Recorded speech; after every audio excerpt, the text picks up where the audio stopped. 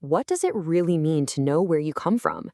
Today, we are diving into an incredibly powerful story of one family's journey to answer that very question. It's a story of faith, of resilience, and of the fight to reclaim a legacy. You know, it's a question we all have to ask ourselves at some point. Not just, where are you born? But truly, where do you come from? What incredible, mind-boggling journey did your ancestors take just for you to be here, right now? Well, for one family, answering that question became more than just a hobby. It became a mission to document, to understand, and to pass down their absolutely unique heritage. Our guide for this whole story is a truly remarkable document, the Giles Family Heritage Book. Now, this isn't some dusty old history text. No, this is a personal, powerful chronicle that a family created themselves to make absolutely sure their story would never, ever be lost to time. This one line from the book, wow, it just perfectly captures the spirit of their entire mission. It's so much more than just a sentence, right? It's a declaration. It's a tribute to the ancestors who endured the unimaginable so that their descendants could not just survive, but truly thrive. So where does a journey like that even begin? We're not talking about just a few generations ago. We're going way, way back, all the way to the dawn of human history. The family traces its origins all the way back to the cradle of humanity in East Africa. From there, the path winds through the great civilizations of West Africa. Then, it's brutally interrupted by the absolute trauma of the Middle Passage. And finally, it takes root in America, where they are now 6th and 7th generation African Americans. The scope of this journey, it's just immense. And here's the amazing part. This incredible ancestral story is actually solidified by modern science. Through Y-DNA testing, they identified haplogroup EP252. This gives them a concrete genetic link that traces all the way back to ancient migrations along the Nile and confirms a direct connection to the Igbo people of Nigeria. But this story isn't just about a physical journey across a map. It's also about a profound spiritual and cultural one, the weaving of a totally unique identity from many, many different threads. And this brings us to a really crucial concept in their worldview. Their identity isn't seen as a collection of separate boxes. Instead, as this quote just beautifully puts it, it's a single blended tapestry woven from all these different threads. So what are these threads? Well, it's a rich and complex blend, that's for sure. It honors their ancient African heritage and a specific Igbo worldview.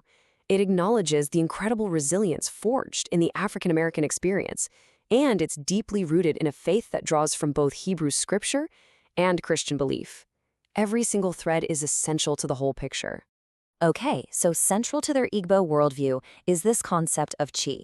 The best way to think of it is as a personal divine spark. It's like a guardian spirit and the unique destiny that God places within every single person. It's basically your internal compass for life.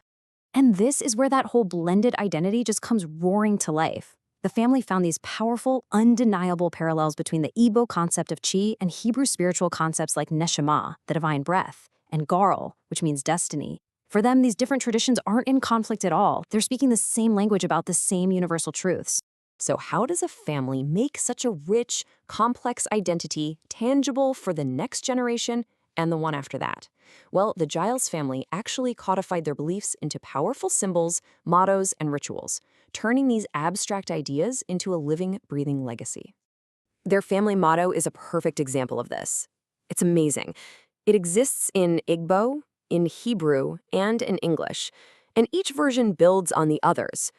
The final English phrase, spirit-guided, God-breathed, destiny established. It's not just a translation. It is the culmination of all these ideas, reflecting their entire belief system in 3 powerful phrases. And their family crest is just as intentional. Every single element on there is packed with meaning. You've got the Lion of Judah for courage, the Tree of Life honoring their roots, and right there in the center, the Igbo symbol for chi, representing that divine personal destiny. It's a visual declaration of exactly who they are. And they don't just symbolize this legacy, they actively pass it on. They've established a formal rite of passage for their sons. It's a full ceremony that includes revealing the family lineage, giving a specific task of responsibility, and receiving a father's blessing. It's a living tradition happening right now. So why does all of this matter? I mean, why go to such incredible lengths to document one family's history? Well, the answer goes far, far beyond just one family. Creating a document like this is a profound act of reclamation. You have to remember, for communities whose histories were deliberately destroyed and whose family lines were violently torn apart, piecing the past back together is a revolutionary act.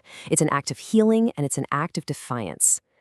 This line from the family's prayer of restoration just gets to the very heart of it all.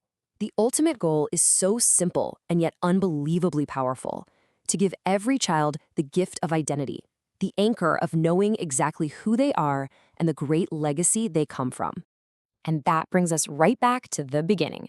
The Giles legacy is this incredible testament to the power of knowing your story. And it leaves all of us with a really important question to think about. What pieces of our own history can we reclaim? And what story will we make sure is passed on?